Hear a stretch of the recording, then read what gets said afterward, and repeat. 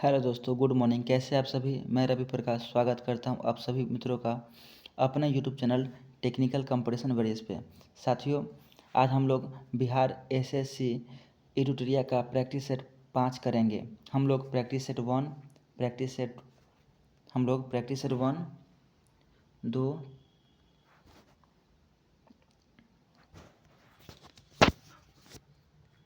3, 4 कर चुके हैं, जिसका प्लेलिस्ट इस चैनल पर बना हुआ है। और आप लोग भी देख लीजिएगा, अच्छा खासा उस पर रिस्पांस मिला है। बहुत बच्चा मतलब उस वीडियो को देखे हैं, बहुत ज़्यादा शेयर भी हुआ है, लाइक भी हुआ है। तो साथियों, practice set 1, practice set 2, practice set 3, practice set 4, इसमें हम लोग जीएस, मैथ, रीजनिंग इन सभी विषय को किए हैं।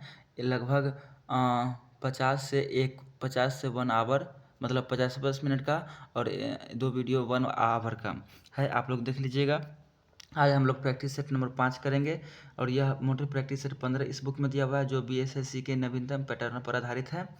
और ये एडुटोरिया का है, नाम तो जानते होइएगा, एडुटोरिया, जो बीपीएससी और बिहार दरोगा के लिए फेमस है।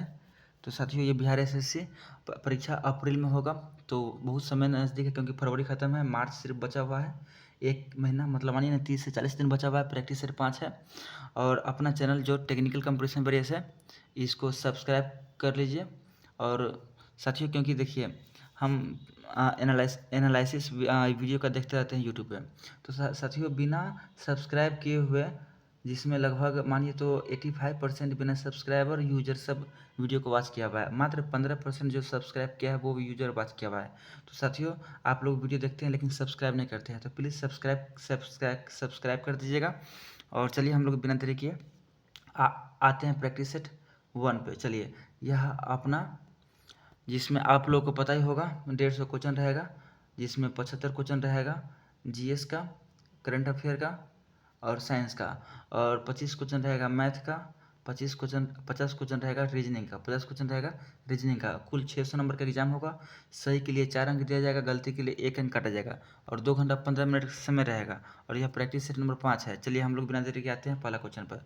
पहला क्वेश्चन क्या कहता है संयुक्त राष्ट्र महासभा द्वारा विश्व सतत परिवहन दिवस किस तिथि को मनाने की घोषणा किया गया। तो साथियों, कुछ टॉपिक है जो आपको हर सेट में दिया गया है और प्रीव्यू ईयर में भी दिया गया है। और हाँ साथियों, 2018 का हम आप लोगों को फर्स्ट शिफ्ट और सेकेंड शिफ्ट का प्रीव्यू ईयर क्वेश्चन का आप लोगों को वीडियो प्रोवाइड कर चुका हूँ, तो देख लीजिएगा 2018 का वीडियो, किस तरीके का, किस लेवल का एग्जाम में क्वेश्चन आता है। तो चलिए, टॉपिक में देखिए, आप लोग क्या है कि कैपिटल देख लीजिएगा, करेंसी देख लीजिएगा, प्रेसिडेंट देख लीजिएगा और प्राइम मिनिस्टर देख लीजिएगा, दिवस देख लीजिएगा, स्पोर्ट्स से क्वेश्चन देख लीजिएगा, स्पोर्ट्स से। और क्या कहते हैं, ये जो टॉपिक सब लिखे हैं, इस टॉपिक से सिर्फ आपको 10 से 12 क्वेश्चन देखने को मिलेगा जीएस में। तो और हम बताएंगे आपको। चलिए आगे। तो इसका आंसर क्या हो जाएगा, क्वेश्चन नंबर 1 का आंसर हो जाएगा 26 नवंबर। 26 नवंबर को मनाते हैं हम लोग संयुक्त राष्ट्र महासभा द्वारा क्या मनाते हैं, विश्व सतत परिवहन दिवस। आगे ऑपरेशन उपलब्ध का संबंध है। साथियों, बिहार दरोगा का भी एग्जाम हुआ था, जिसमें ऑपरेशन मतलब 3 क्वेश्चन एक शिफ्ट में सिर्फ ऑपरेशन से आया था, कि इस ऑपरेशन का संबंध किससे है, इसका संबंध किससे है। तो ये भी बहुत इंपॉर्टेंट है। तो ऑपरेशन उपलब्ध का संबंध किससे है, तो ऑपरेशन उपलब्ध उपलब्ध हर जगह कौन रहेगा, आरपीएफ। अब जब आरपीएफ आया है, तो आरपीएफ से न्यूज बहुत हम यूट्यूब पर तो डाल दिए हैं, आप लोग शायद नहीं देखे हैं। आरपीएफ आरपीएफ का 4660 वैकेंसी आया है। अप्लाई होगा आरपीएफ का कब से, तो अप्लाई होगा 15 अप्रैल से। 15 अप्रैल से अप्लाई होगा, और 1 महीना तक अप्लाई चलेगा, जिसमें एसआई का है 400 450 सीट है, बाकी कांस्टेबल का सीट है। तो साथियों, आप लोग फॉर्म फिलअप कर दीजिएगा और तैयारी अच्छे से कीजिएगा, क्योंकि यह 6-7 साल बाद यह वैकेंसी आया है, 6-7 साल के बाद यह वैकेंसी आया है। तो साथियों, चलिए, आरपीएफ का संबंध है, ऑपरेशन उपलब्ध। आगे है 53वां दादा साहेब, अभी साथियों 54वां भी दादा साहेब पुरस्कार मिला है। 53वां दादा साहेब फाल्के पुरस्कार द्वारा किस अभिनेता को सम्मानित किया गया है, तो ये अभिनेता है वहीदा रहमान को किया गया है। अब हम लोग बात करते हैं 2020 में आशा परेख जी को मिला था, 2017 में विनोद खन्ना को मिला था, 2018 में अमिताभ बच्चन जी को, और रजनीकांत जी को 2019 में। और यह शुरू हुआ था 1967 में। 1967 में दादा साहेब फाल्के पुरस्कार शुरू हुआ था। संगीत के क्षेत्र में दिया जाता है, मूवी के क्षेत्र में। हाल ही में भारत के हरित क्रांति के जनक M.A. स्वामीनाथन जी का निधन हो गया और ये M.A. स्वामीनाथन जी को भारत रत्न 2024 भी मिला है साथियों। भारत रत्न 2024 कुल 5 लोगों को मिला है। बिहार से कर्पूरी ठाकुर जी को मिला है। निधन हो गया। उन्हें किस वर्ष विश्व खाद्य पुरस्कार से सम्मानित किया गया? तो 1987 ये जो है M.A. स्वामीनाथन, ये हरित क्रांति के जनक है। इन्हें 1987 में यह पुरस्कार मिला और ये 2004 में राष्ट्रीय किसान आयोग के अध्यक्ष भी रह चुके हैं। नेक्स्ट है, कहता है लॉजिस्टिक प्रदर्शन सूचकांक प्रतिवर्ष किसके द्वारा जारी किया जाता है? तो ये वर्ल्ड बैंक के द्वारा जारी किया जाता है। वर्ल्ड बैंक का मुख्यालय कहाँ है? आप लोग नीचे कमेंट बॉक्स में बताइएगा। और हम लोग बात करते हैं इस सूची में, मतलब ये जो है लॉजिस्टिक प्रदर्शन सूचकांक, जिसमें भारत 2023 में रहा था 38वां स्थान पर। नेक्स्ट क्वेश्चन की बात करते हैं। कहता है कि किस राष्ट्रीय उद्यान मतलब नेशनल पार्क में हाल ही में गज उत्सव 2023 का आयोजन किया गया है? तो ये किया गया है काजीरंगा नेशनल पार्क कहाँ है? आप लोग बताइएगा नीचे कमेंट बॉक्स में। सॉरी, चलिए किस राज्य में है उसका राजधानी हम बता देते हैं। असम में, दिसपुर असम में है। देखिए 2023 में कितने व्यक्तियों को पद्म विभूषण पुरस्कार 2023 मिला है? तो पद्म पुरस्कार में सबसे बड़ा होता है पद्म विभूषण, उसके बाद होता है पद्म भूषण, फिर उसके बाद होता है पद्म श्री। तो चलिए 2023 की हम लोग बात कर रहे हैं। तो 2023 में कुल 6 व्यक्ति को मिला है। कितने व्यक्ति को मिला? 6 व्यक्ति को। पहला है बालकृष्ण दोषी, दूसरा जाकिर हुसैन, तीसरा है S कृष्णा, चौथा है दिलीप महालनोबिस, पांचवा है श्रीनिवास वर्धन और छठा है धरतीपुत्र। अब धरतीपुत्र कौन है? आप लोग कमेंट करके बताइएगा। नेक्स्ट क्वेश्चन है 15वां ब्रिक्स शिखर सम्मेलन 2023 कहाँ हुआ है? तो साउथ अफ्रीका में हुआ है। BRICS BRICS south Africa. देखिए ये क्रमवाइज होता है, जैसे 2023 का हुआ है साउथ अफ्रीका में, तो 2024 का होगा ब्राज़ील में, फिर होगा रूस में, फिर होगा इंडिया में, फिर होगा चाइना में। तो ये हुआ है साउथ अफ्रीका में हुआ है। चलिए 8-9 नंबर क्वेश्चन की हम लोग बात करते हैं। संतोष ट्रॉफी 2023 किसने जीता है? ये आप लोग बताइएगा। और क्वेश्चन में कहता है कि उप विजेता कौन है? तो देखिए सबसे पहली बात, ये 2023 का जो है यह 76वां संतोष ट्रॉफी है। इसका आयोजन भारत तथा सऊदी अरब में हुआ था और इस वर्ष के विजेता कौन है? कर्नाटक कौन है? विनर है। और इस क्वेश्चन में पूछ रहा है उप विजेता, तो उप विजेता हो गया मेघालय। नेक्स्ट क्वेश्चन है किस IIT द्वारा आप प्रहरी मोबाइल ऐप को लॉन्च किया गया है? तो ये IIT दिल्ली के द्वारा यह किया गया है। नेक्स्ट है द इंडियन मेट्रोपोलिस पुस्तक के लेखक कौन है? और ये पुस्तक के लेखक भी टॉपिक है साथियों। तो इसका लेखक है Feroze Gandhi. The Indian metropolis Feroze Gandhi द्वारा लिखा गया है। आगे हम लोग बात करते हैं फिरोज गांधी, ये इनको हम लोग फिरोज वरुण गांधी भी कहते हैं। नेक्स्ट क्वेश्चन की बात करते हैं, इसमें कुछ देखते हैं एक्स्ट्रा। देखिए my life as a comrade K Shail Raja द्वारा लिखा गया है। The golden air, very important, the golden air ये लिखा गया है रस्किन बॉन्ड जी के द्वारा। और विक्ट्री सिटी लिखा गया है सलमान रश्दी के द्वारा, वेरी इंपॉर्टेंट। आगे है कोली लोक नृत्य। अब लोक नृत्य और शास्त्रीय नृत्य ये सभी देख लीजिएगा। और क्या कहते हैं कोली लोक नृत्य की हम लोग बात करते हैं। तो कोली लोक नृत्य कहाँ का है? महाराष्ट्र का है। लावनी भी महाराष्ट्र का है। चलिए कुछ एक्स्ट्रा देखते हैं। छऊ की बात करते हैं। छऊ है झारखंड का। छऊ कहाँ का है? झारखंड का। धाली कहाँ का है? बंगाल का। जातरा बंगाल का। पनिहारी राजस्थान और खैबा है नागालैंड का। आगे अंतर्राष्ट्रीय श्रम संगठन का मुख्यालय कहाँ है? तो श्रम संगठन है तो जिनेवा में बहुत सारे मुख्यालय है, जैसे हो गया WHO हो गया, WTO हो गया, ये सभी कहाँ है? जिनेवा। अब हम लोग बात करते हैं रोम जो है रोम में है संयुक्त राष्ट्र संघ कृषि संगठन। आगे हम लोग बात करते हैं वाशिंगटन DC में है अंतर्राष्ट्रीय मुद्रा कोष। आगे है कैगा परमाणु विद्युत गृह की स्थापना, मतलब कैगा परमाणु विद्युत गृह की स्थापना कब किया गया और यह कहाँ है? ये भी आप लोग बताइएगा। तो ये कैगा कर्नाटक में है। कैगा कहाँ है? कर्नाटक में है और यह 2000 में इसकी स्थापना किया गया है। और आगे हम कुछ एक्स्ट्रा देख ले तो नरौरा उत्तर प्रदेश में है, इसकी स्थापना 1991 में किया गया। काकरापार 1993 में, कैगा 2000 में और कूडनकुलम, यह केरल में है 2013 में। आगे बात करते हैं चेकमेट। चेकमेट और ये भी स्पोर्ट्स बोले हैं आपको, स्पोर्ट्स से आएगा तो देखिए स्पोर्ट्स का क्वेश्चन है चेकमेट, बिशप और गैम्बिट किस सब मतलब ये जो शब्द है किस खेल से जुड़ा हुआ है। तो चेकमेट कहाँ हम लोग करते हैं, शतरंज में करते हैं। कुश्ती की बात करते हैं, कुश्ती में होता है हीव, खो खो में होता है चेंज और चेंजर, क्रिकेट में होता है स्विंग होता है, एलबीडब्ल्यू होता है, लेग बाई होता है, लेग बिफोर होता है, गली होता है, फ्लिपर होता है, कैरम होता है। आगे बिलियर्ड्स की बात करते हैं तो क्यू होता है, Q billiards. Basketball ring guard, basketball ring guard.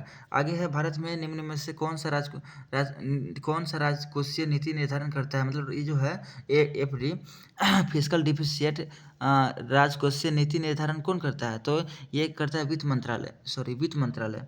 वित्त मंत्रालय यहाँ है ऑप्शन नंबर सी। आगे बजट एक लेख पत्र है, बजट एक लेख पत्र है सरकार की राजकोषीय नीति का। बजट सरकार का राजकोषीय नीति से संबंधित है। बजट प्रत्येक वर्ष 1 अप्रैल से 31 मार्च तक विभिन्न जो रिसिप्ट एंड पेमेंट है इसको दर्शाया जाता है बजट में। और एक होता है बजट और एक होता है एक होता है बजट और एक होता है क्या, याद नहीं आ रहा है साथियों हमको, याद नहीं आ रहा है। नेक्स्ट क्वेश्चन की बात करते हैं, मिलान करना है। कहता है कि मिलान करना है, ओपन जनरल लाइसेंस और है ट्राइसेम है, थोक मूल्यांकन सूचकांक है, नकदी रिजर्व अनुपात है। तो ये इसका संबंध किससे है, तो जैसे देखिए 18 का आंसर हो जाएगा ऑप्शन नंबर ए। मतलब ए का ओपन जनरल लाइसेंस या विदेशी व्यापार से संबंधित है, और ये ट्राइसेम का संबंध है रोजगार से, थोक मूल्य सूचकांक का संबंध है मुद्रास्फीति से, और नकदी रिजर्व ऋण नियंत्रण से। आगे हम लोग बात करते हैं, भारत में पहली पंचवर्षीय योजना का आधार क्या था। 5 ईयर प्लान, 2011 का जनगणना, ये सब वेरी इंपॉर्टेंट है साथियों। लोक नृत्य, स्पोर्ट्स दिवस, राजधानी, ये सब बहुत इंपॉर्टेंट है। तो 19 की हम लोग बात करते हैं, है रोड डोबर मॉडल, ये 1951 से 56 तक चला था, फर्स्ट 5 ईयर प्लान। महालनोबिस और एक और है, ये दोनों का संबंध किससे आप लोग बताइएगा। तो ये है ना महालनोबिस, यहाँ दिया हुआ है ना, दादा भाई नौरोजी भी दिया हुआ है, नेहरू जी भी दिया हुआ है। तो देखिए प्रथम 5 ईयर प्लान 1 अप्रैल 1951 से लेकर 31 मार्च 1956 को तक चलाया गया, और इसे पंचवर्षीय योजना को अब हटाकर इसको हटा दिया गया है। 5 ईयर प्लान अब हटा दिया गया है, अब नीति आयोग चलता है। क्या चलता है, नीति आयोग। और आगे हम लोग बात करते हैं, नेक्स्ट क्वेश्चन की बात करते हैं। नेक्स्ट क्वेश्चन है घटना, मतलब कौन सा घटना क्रम बाई क्रम घटा हुआ है। गरीबी हटाओ कब हुआ, बैंकों का राष्ट्रीयकरण कब हुआ, हरित क्रांति कब शुरू हुआ। तो हरित क्रांति कब शुरू हुआ ये तो आप लोगों को पता है, 1966-67 में शुरू हुआ था। गरीबी हटाओ 5 ईयर प्लान में, 5 ईयर प्लान में शुरू हुआ था इंदिरा गांधी के समय। अब 5 ईयर प्लान कब से कब तक है, तो पहला तो है 1951 में, और ये पाँचवा कब है, तो ये गरीबी हटाओ। देखिए अब हम लोग बात करते हैं पाँचवीं पंचवर्षीय योजना 1974 से 78। तो यहाँ पर मान लीजिए इसको 1974 मान लीजिए, तो ये अभी होगा नहीं, ये पहला पर आ सकता है। और बैंकों का राष्ट्रीयकरण जो 14 बैंकों का हुआ था एक बारी, और 6 बैंकों का हुआ था राष्ट्रीयकरण एक बारी। तो ये राष्ट्रीयकरण हुआ था 1969 में, कब हुआ था, 1961 में। तो पहला पर कौन आएगा, पहला पर आएगा ये हरित क्रांति, फिर आएगा राष्ट्रीयकरण, फिर आएगा 5 ईयर प्लान। चलिए नेक्स्ट क्वेश्चन की हम लोग बात करते हैं। नेक्स्ट क्वेश्चन क्या कहता है, निम्नलिखित में से, थोड़ा कलर चेंज कर लेते हैं मित्रों। और वीडियो पसंद आ रहा होगा तो प्लीज़ लाइक कीजिएगा, बहुत मेहनत से साथियों वीडियो बनता है। निम्नलिखित में से किसका पारिस्थितिकी संतुलन से संबंध नहीं है। तो पारिस्थितिकी संतुलन से संबंध किसका नहीं है, तो ये संबंध ऑप्शन नंबर सी औद्योगिक प्रबंधन का नहीं है। नहीं तो जल प्रबंधन, वन रोपण और वन्यजीव सुरक्षा ये सब पॉजिटिव है। औद्योगिक प्रबंधन ये निगेटिव, सब ही निगेटिव है, क्योंकि जहरीला औद्योगिक में इंडस्ट्री में क्या जहरीला गैस निकलता है, वातावरण के लिए हानिकारक है। अगर नेक्स्ट क्वेश्चन है 22 नंबर, अगर उसमें मतलब विद्रोहियों में एक भी योग्य नेता निकला होता तो हम सदा के लिए हार जाते। 1957 के विद्रोह के संबंध में उपरोक्त टिप्पणी किसने कहा था, तो जॉन लॉरेंस कहा था। अब हम आगे बात करते हैं। 23 में कहता है भारत में न्यायिक सेवा का जनक किसे कहते हैं, तो वारेन हेस्टिंग जी को न्यायिक सेवा का जनक कहते हैं, वारेन हेस्टिंग जी को। आगे हम लोग बात करते हैं, निम्नलिखित में से किसने पटना सिटी में पीर अली के नेतृत्व में विद्रोह को दबाया था। तो पीर अली के, ये इंपॉर्टेंट क्वेश्चन है, पीर अली के द्वारा विद्रोह किया गया कहाँ, पटना सिटी में, और दबाने का काम किया गया चित्तरंजन दास जी के द्वारा, सॉरी 24 का आंसर है कमिश्नर टेलर के द्वारा, कमिश्नर टेलर के द्वारा। आगे हम लोग बात करते हैं 25 नंबर क्वेश्चन की बात करते हैं। कहता है 25 नंबर क्वेश्चन में कहता है कि भारतीय राष्ट्रीय कांग्रेस का 37वां अधिवेशन जो गया में हुआ था उसका अध्यक्षता किसने किया था? तो इसका आंसर होगा चित्तरंजन दास, चित्तरंजन दास, ये इसका आंसर होगा। आगे हम लोग बात करते हैं 37वां अधिवेशन कब हुआ था? तो 1922 में हुआ था। कहाँ हुआ था? गया में हुआ था। इसका अध्यक्षता किसने किया था? चित्तरंजन दास ने। 26 का आंसर देखते हैं, 26 नंबर क्वेश्चन पढ़ते हैं तब ना आंसर देखेंगे। ये भी काल अनुसार क्रमानुसार व्यवस्थित करना है। मोपला विद्रोह कब हुआ? जलियांवाला बाग हत्याकांड कब हुआ? 1919 में हुआ। चौरी चौरा हत्याकांड कब हुआ? प्रथम वर्ल्ड वार की समाप्ति कब हुआ? अब हम लोग देखिए बात करते हैं अच्छा से। देखिए प्रथम विश्व युद्ध की समाप्ति हुआ था 1918 में, 1915 से 18 तक चला था, आप लोग को पता है। इसके बाद जलियांवाला बाग हत्याकांड हुआ था अप्रैल 1900 ये हुआ था 1918 में, ये हुआ था 1919 में। और ये जो मोपला विद्रोह है केरल में हुआ था 1921 में। और ये चौरी चौरा हुआ था 1922 में उत्तर प्रदेश में। तो साथियों इसका स्क्रीनशॉट ले लीजिए आप लोग। आगे हम लोग देखते हैं बिहार के किस जिला में असहयोग आंदोलन के दौरान झंडा कांड हुआ था? तो झंडा कांड हुआ था भागलपुर में। इंपॉर्टेंट फेमस क्वेश्चन बीपीएससी का है। नेक्स्ट क्वेश्चन की हम लोग बात करते हैं अकबर द्वारा शुरू किया गया क्रम अनुसार कौन सा है? मतलब अकबर द्वारा शुरू किया गया कार्यों का सही क्रम कौन सा है? मतलब पहले कौन, उसके बाद कौन, उसके बाद कौन। तो देखिए सबसे पहले हम लोग देखते हैं 28 का क्वेश्चन, 28 नंबर क्वेश्चन का आंसर देखते हैं सी। दास प्रथा का अंत हुआ था पहले, फिर उसके बाद तीर्थ यात्रा कर समाप्ति किया था, जजिया कर भी समाप्त किया और दहसाला प्रणाली भी लागू किया। तो पहले दास प्रथा खत्म हुआ, फिर तीर्थ यात्रा खत्म हुआ, फिर जजिया कर। तो आप लोग इसको याद रखिएगा, डी टी जे। अब हम लोग देखते हैं दास प्रथा खत्म कब हुआ था? तो 1962 में। तीर्थ यात्रा कब खत्म हुआ? 1563 में। साथियों यहाँ पर 1562 होगा। और ये जजिया हुआ था 1564 में, मतलब 62, 63, 64 सब लगातार। और ये दहसाला जो शुरू हुआ था 1582 में। तो आप लोग इसका स्क्रीनशॉट ले लीजिए। 1562 में दास प्रथा खत्म हुआ, 1563 में ये क्या है तीर्थ यात्रा खत्म हुआ, और 1564 में जजिया कर खत्म हुआ। किसके द्वारा? अकबर के द्वारा। दारा सिकोह किस सूफी संत सूफी मत से प्रभावित था? तो ये कादरी संप्रदाय से प्रभावित था। आगे 30 नंबर क्वेश्चन, निम्नलिखित में से कौन सा हड़प्पा कालीन 3 नगर के भाग? 3 नगर है, धौलावीरा लगा दीजिए। आगे हम लोग बात करते हैं किस बौद्ध संगति में अनुशासन, बौद्ध संगति हुआ था 4 गो। किस बौद्ध संगति में अनुशासन को लेकर मतभेद के कारण बौद्ध स्थापित और महासंघित में विभाजित हो गया? तो विभाजित हमेशा आप लोगों को पता है, ऑप्शन नंबर हो जाएगा बी, मतलब द्वितीय में हुआ था। आगे हम लोग बात करते हैं द्वितीय कब हुआ था? 383 में, और 383 में हुआ था। एक सेकेंड, 483, 383 ईसा, और नहीं 250 और फिर ईसा। पहला हुआ था 483, फिर हुआ 383, फिर हुआ था 250, फिर हुआ था ईसा के मतलब ईसा मसीह के जन्म पर, मतलब पहली ईस्वी में, BC में। चलिए आगे हम लोग बात करते हैं 32 में। मौर्य काल में संस्था और संचार का संबंध किससे था? और संस्था और संचार का संबंध था गुप्तचर व्यवस्था से, ऑप्शन नंबर सी। नेक्स्ट है मेगास्थनीज द्वारा भारतीय समाज को 7 वर्गों में बांटा गया था। निम्नलिखित में से कौन सा 7 वर्गों में नहीं था? तो क्षत्रिय नहीं था, नहीं तो किसान था, सैनिक था, कारीगर था, शिल्पी था। क्षत्रिय नहीं था। दार्शनिक था, किसान था, अहिर था, कारीगर था, शिल्पी था, सैनिक था, निरीक्षण था, और सभासद था। आगे है निम्नलिखित में से कौन सा द्वीप भारत और श्रीलंका के मध्य स्थित है? तो ये आप लोग को पता ही होगा, रामेश्वरम द्वीप भारत और श्रीलंका के मध्य में है। यह भारत के तमिलनाडु राज्य में स्थित एक द्वीप है। यह भारत की मुख्य भूमि से श्रीलंका तक विस्तारित राम सेतु श्रृंखला का दूसरा सबसे बड़ा द्वीप है। रामेश्वरम तालुका प्रशासनिक रूप से तमिलनाडु के रामनारायणपुरम में स्थित है। 35 की बात करते हैं, भारत का कौन सा पतन लौह अयस्क निर्यात करने वाला प्रमुख था? तो मारमा गोवा यह गोवा में है, मारमागो गोवा में है। आगे बात करते हैं हिंद महासागर का सबसे बड़ा द्वीप कौन सा है? तो यह है मेडागास्कर। हिंद महासागर का सबसे बड़ा द्वीप मेडागास्कर है। इसका क्षेत्रफल में बात करें तो 22,66,58 वर्ग मील है। यह ग्रीनलैंड, न्यू गिनी और बोर्निया के बाद विश्व का चौथा द्वीप है। बड़ा फ्रांस ने इसे 1960 तक अपना उपनिषद बना के रखा हुआ था। नेक्स्ट क्वेश्चन की बात करते हैं, आल्प्स पर्वत के उत्तरी ढाल के सहारे स्विट्जरलैंड की बहने वाला स्थानीय पर्वत का नाम क्या है? तो इसका स्थानीय पर्वत का नाम इसका है फॉन। क्या नाम है इसका? फॉन। भूकंप का सर्वाधिक प्रभाव कहाँ पे होता है? तो भूकंप का सर्वाधिक प्रभाव अधिकेंद्र में होता है। भूकंप का सर्वाधिक प्रभाव अधिकेंद्र मतलब में होता है। भूकंप का उद्गम केंद्र पृथ्वी के अंदर वह बिंदु है जहाँ से विक्षेप शुरू होता है। अधिकेंद्र पृथ्वी की सतह पर, उद्गम केंद्र से ठीक ऊपर होता है ना। विश्व का सबसे बड़ा भूकंप बेल्ट परिधि प्रशांत भूकंपीय है। भूकंप बेल्ट प्रशांत महासागर के रिंग के साथ पाया जाता है। इसे रिंग ऑफ फायर कहते हैं। पृथ्वी की सतह पर इसे ठीक ऊपर के स्थान अधिकेंद्र कहलाता है। एक क्वेश्चन छूट गया है साथियों, लग रहा है।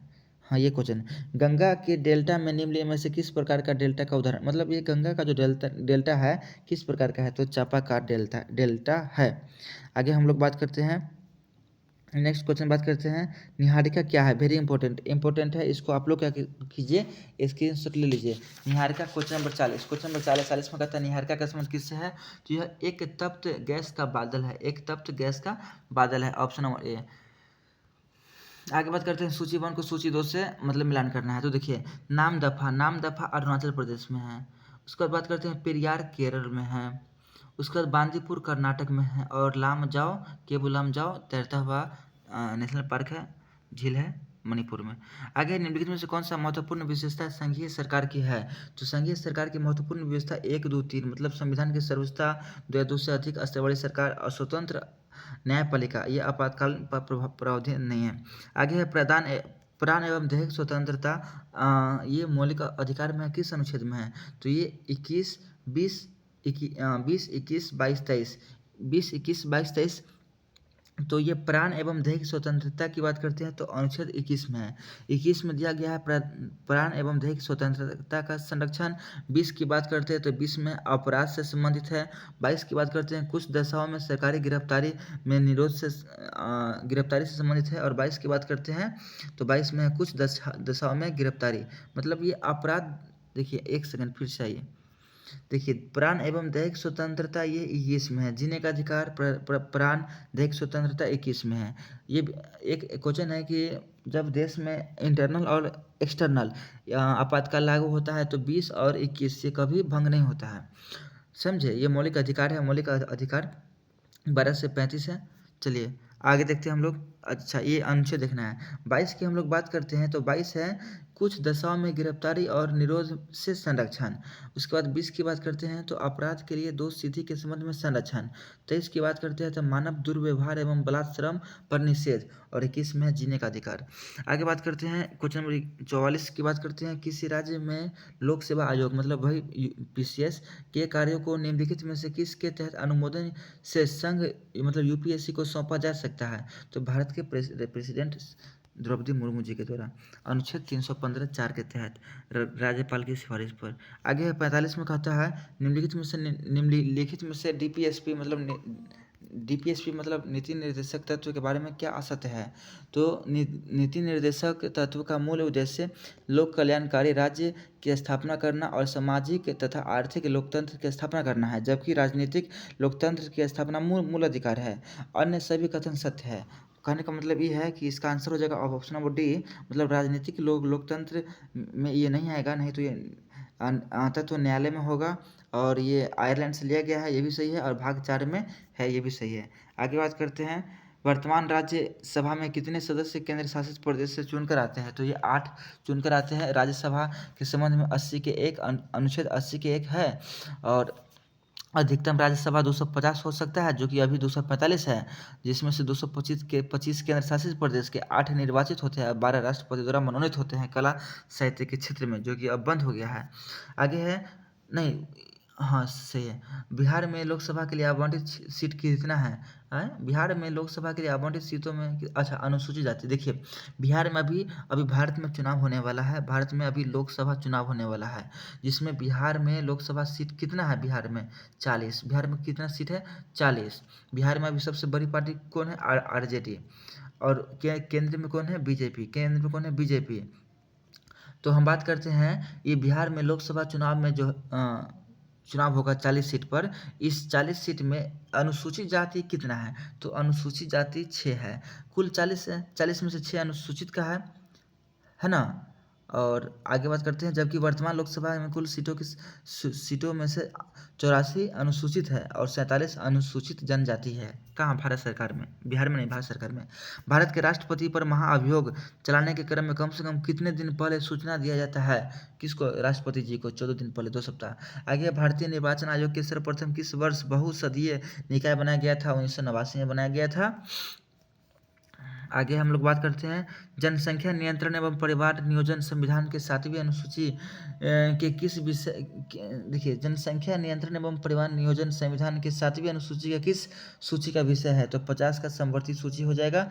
आगे है, वाहनों में लगे रिवर व्यू द्वारा उत्पन्न आवर्धन होता है तो 1 से कम, -1। आगे हम लोग बात करते हैं, जब हम अपने बिजली बिल का भुगतान करते हैं तो हम किसके लिए भुगतान कर रहे हैं? तो उपयोग हुए ऊर्जा के लिए। उपयोग हुए ऊर्जा का है, यहाँ पे है ऑप्शन नंबर डी। आगे, एक परिपथ में प्रभावी इफेक्टिव प्रतिरोध को बढ़ाने के लिए प्रतिरोधकों को जोड़ा जाता है किससे? तो केवल एक, यानी कि श्रृंखला सीरीज वाइज जोड़ा जाता है। आगे हम लोग बात करते हैं, क्वेश्चन नंबर 54 की बात करते हैं। कहता है, एक लड़की झूले पर बैठी हुई झूला झूल रही है, उस लड़की के खड़े हो जाने पर दोलन के आवर्तकाल क्या होगा? तो ये क्या होगा? ऑब्वियसली कम जाएगा, झूला झूलेगा तो कम ही जाएगा ना आवर्तकाल। आगे बात करते हैं, रॉकेट गति के किस नियम पर कार्य करता है? रॉकेट गति के किस नियम पर कार्य करता है? न्यूटन का रॉकेट है ना, तीसरा पर कार्य करता है। बात करते हैं, एक रॉकेट बहुत तेज वेग से गैसों को बाहर निकालता है। संवेग संरक्षण सिद्धांत के कारण रॉकेट आगे की ओर धकेला जाता है। इस प्रक्रिया में न्यूटन का 3rd नियम लागू होता है। अब बात करते हैं न्यूटन के 3य नियम के अनुसार, जब एक वस्तु दूसरी वस्तु पर बल लगाती है तो दूसरी वस्तु भी उस वस्तु पर उतना ही विपरीत दिशा में बल लगाती है, अर्थात क्रिया प्रतिक्रिया ही रॉकेट का नियम है और यह तीसरा गति का नियम से संबंधित है, क्रिया प्रतिक्रिया, रॉकेट नंबर 3। जब एक जूल का कार्य 1 सेकंड में किया जा सकता है तो शक्ति क्या होगा? 1 वाट होगा। एक हर्ट्ज होता है कितना? 1 हर्ट्ज कितना होता है? तो 60 कंपन प्रति मिनट, 60 कंपन 1 हर्ट्ज होता है। निम्नलिखित में से कौन सा एक एंटीबायोटिक नहीं है? एंटीबायोटिक नहीं है 58 का आंसर ऑप्शन नंबर डी, यानी कि स्टेप्टोमाइसिन है, एंथ्रीमाइसिन है, पेनिसिलिन है। तो सब, और फर्स्ट एंटीबायोटिक कौन है? फर्स्ट एंटीबायोटिक पेनिसिलिन है, अलेक्जेंडर फ्लेमिंग के द्वारा शुरू किया गया था मटर के पौधे पे। मायोग्लोबिन में कौन सी धातु होती है? तो मायोग्लोबिन में होती है लोहा। अब मायोग्लोबिन एक हिम प्रोटीन है जो ऑक्सीजन के लिए इंट्रासेक्युलर भंडारण स्थल के रूप में कार्य करता है। इसमें लोहा आयरन पाया जाता है। 60 की बात करते हैं, कहता है कौन सम्मिलित है? तो सम्मिलित कौन है? देखिए, उत्पादक में क्या आएगा? पेड़ पौधा आएगा। प्राथमिक उपभोक्ता में क्या आएगा? बकरी आएगा, हिरन आएगा। द्वितीय उपभोक्ता में क्या आएगा? सांप आएगा। तृतीय उपभोक्ता में तेंदुआ आएगा, बाघ आएगा। और अपघटक में बैक्टीरिया और कवक आएगा। तो इसमें कौन सा सम्मिलित नहीं है? तो ऑप्शन नंबर डी, अपघटक बैक्टीरिया सम्मिलित है। गौण उपभोक्ता घास, ये प्राथमिक है, प्राथमिक में तेंदुआ नहीं आएगा। इसके बाद उत्पादन में हिरन नहीं आएगा, तो एक ही सही, अपघटक बैक्टीरिया। मनुष्य में एफ्लाटॉक्सिन खाद्य विषाक्तन द्वारा सामान्यतः कौन सा अंग प्रभावित होता है? तो लीवर। लीवर की बात करते हैं, लीवर का भार होता है 1400 से 1500 ग्राम होता है लीवर का भार। आगे है, शुष्क स्थान, मरुस्थल, बर्फीले में उगने वाले पौधे को क्या कहते हैं? वेरी इंपॉर्टेंट, जीरो फाइट कहते हैं। आगे बात करते हैं, टाइफाइड तथा कॉलरा उदाहरण किसका है? तो ये जन्य रोगों का है। टाइफाइड किससे होता है? जल से होता है, दूषित पानी से। मानव आंखें किस तरंग दैर्घ्य की प्रकाश में सबसे सहूलियत अनुभव करता है? तो ये करता है 5500 ए पे करता है। आगे बात करते हैं, सौर ऊर्जा एटीपी में बदलती है। क्लोरोप्लास्ट, सौर ऊर्जा जहाँ भी दिखे क्लोरोप्लास्ट से संबंधित है।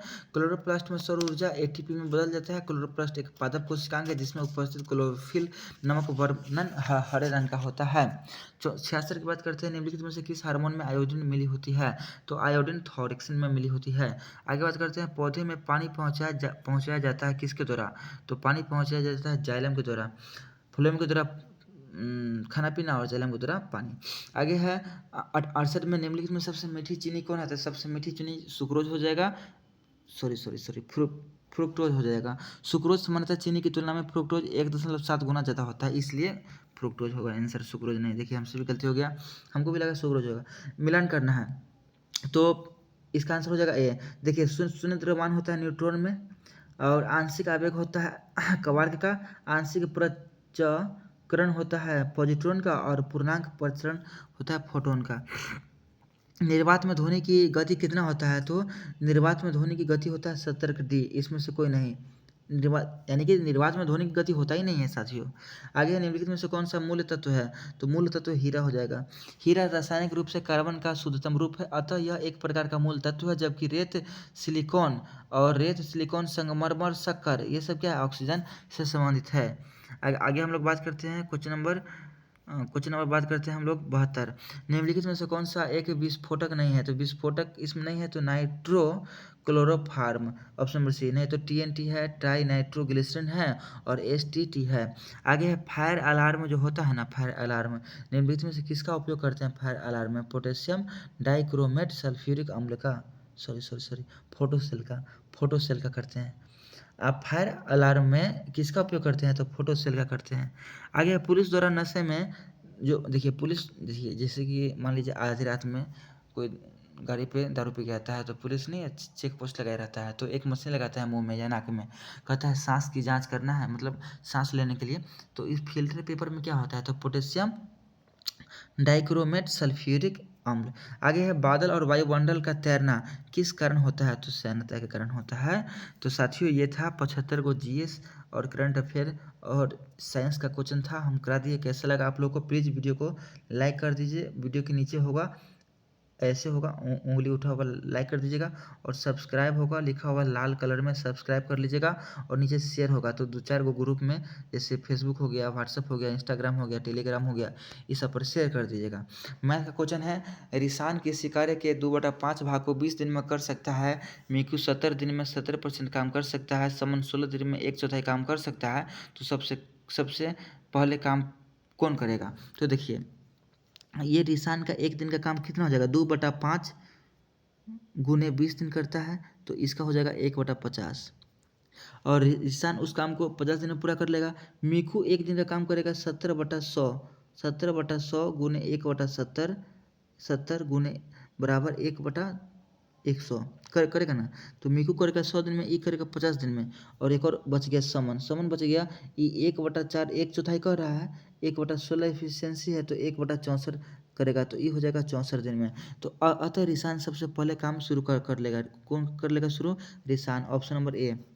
आगे हम लोग बात करते हैं, यदि 81 का स्क्वायर माइनस 49 का स्क्वायर बराबर 8 का स्क्वायर गुने पी, तो पी के मान क्या होगा। तो सबसे पहली बात 81 का स्क्वायर निकालिएगा, तो 81 का सॉरी देखिए इसको बनाइएगा 81 माइनस 49, ये फार्मूला पे है, गुने 81 प्लस 49 बराबर 64 गुने पी। तो देखिए प्लस माइनस कीजिएगा, इसको इसमें से घटाइएगा, ये सूत्र हो गया ए स्क्वायर माइनस बी स्क्वायर, तो इसमें से इसको घटाइएगा तो 32, फिर इस दोनों को जोड़िएगा तो 130, फिर बराबर हो जाएगा 64 के, फिर गुने पी। जब 64 इसमें से घटाइएगा तो पी के मान आ जाएगा, पी के मान आ जाएगा 65। इसका 78 की बात करते हैं, वह छोटी से छोटी संख्या ज्ञात करना है जो इसमें 30, 35, 40 और 45 से भाग देने पर प्रत्येक दशा में शेष 5 आता है। तो 30, 35, 40, 45 का एलसीएम निकालिएगा, 5 से निकाल लीजिए 6, 7, 8, 9, फिर निकालिए 2 से निकालिए 3, 7, 4, 9, तो 5 हो गया, 2 हो गया, फिर 3 से निकालिए, फिर 3 से निकालेंगे तो 1, 7, 4, 3, तो 5 गुने 2 गुने 3 गुने 7 गुने 3। अब इस सबको गुना कीजिएगा तो कितना आएगा, जो आएगा उसमें 5 जोड़ दीजिएगा, तो 5 गुना 10 30, 7 21, 210 गुने 30 21 33 और 610। कुछ गलती हो गया क्या, नहीं, हाँ गलती हो गया। देखिए क्या कीजिएगा, 30, 35, 40 का एलसीएम निकाल लीजिएगा, इसका एलसीएम आ जाएगा 2520। इसमें कहता है प्रत्येक स्थिति में 5 बचना चाहिए, तो 5 जोड़ दीजिएगा तो 2520। आगे बात करते हैं, यदि एडुटेरिया की 2 टीम ए और बी 15 दिन में और बी 25 दिन में कर लेता है, तो ए प्रोजेक्ट कितने दिन में करेगा, ईजी है। देखिए ए प्लस बी एक दिन का काम निकाल लीजिएगा 1/15, फिर बी का निकाल दीजिएगा, एक दिन का तो 1/25, एलसीएम निकाल दीजिएगा तो 75, 15×5 = 75 और 25 या 75 तो 2/75, 2/75। और जब क्या कहते हैं 75 को 2 से डिवाइड कीजिएगा तो 37.5 दिन आ जाएगा।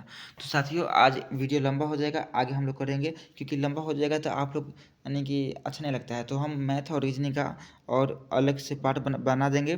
तो 35 मिनट हो चुका है, तो फिर मिलते हैं नेक्स्ट वीडियो में। तो साथियों प्लीज़ वीडियो को शेयर कर दीजिए, लाइक कर दीजिए और सब्सक्राइब कर दीजिए वीडियो को प्लीज़। साथियों सब्सक्राइब कर दीजिए YouTube channel technical competition videos को। और फिर मिलते हैं नेक्स्ट वीडियो। जय हिंद, जय भारत, जय यूथ।